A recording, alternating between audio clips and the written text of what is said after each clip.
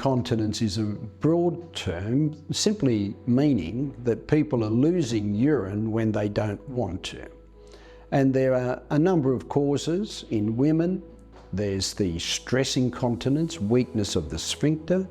There's the overactive bladder muscle problem, which can just occur because that's the way they're born, with an overactive bladder, or it can be due to nerve damage. For example, people with spinal cord tumours or spinal injury may have very high pressure neuropathic bladder dysfunction that results in unavoidable urinary incontinence. In men, incontinence can occur for similar reasons, or it can occur after radical prostatectomy surgery for prostate cancer. Urinary incontinence needs to be properly diagnosed before treatment is commenced. Now, for example, sometimes it's straightforward. A lady's just had a child and she has stress incontinence. She simply needs to be reassured that it is highly likely to get better if she does vigorous daily pelvic floor training. Other people's incontinence is more complex, and for those people I do a diagnostic urodynamic study, which is a computerized test of the bladder, the nerves, the sphincter, and that tells me what the problem is, and I can then direct appropriate treatment to that problem. So accurate diagnosis, very important. I'll talk about women first and the problem that women may have with urinary incontinence. There are basically two forms of incontinence that women suffer with. The first is stress incontinence. This is leaking when they cough or sneeze or are physically active.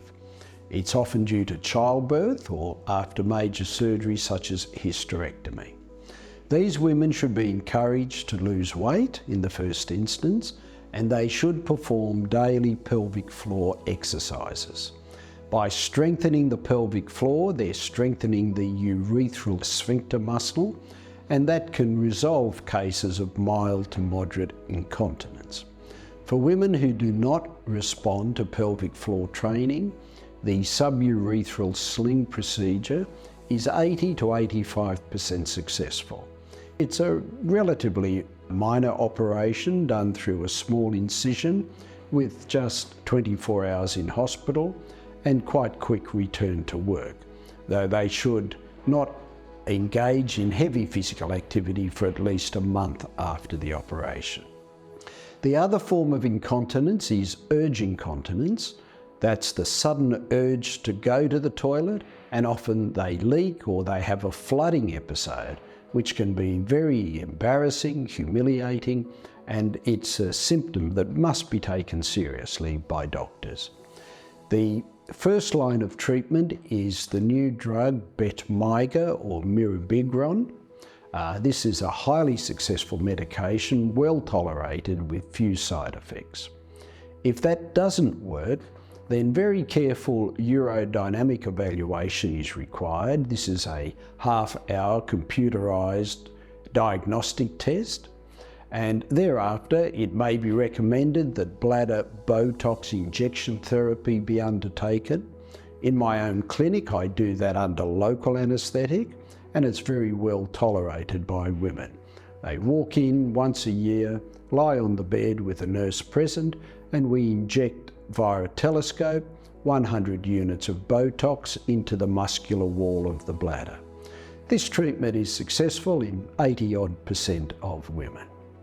If that doesn't work, there are other treatments such as neuromodulation.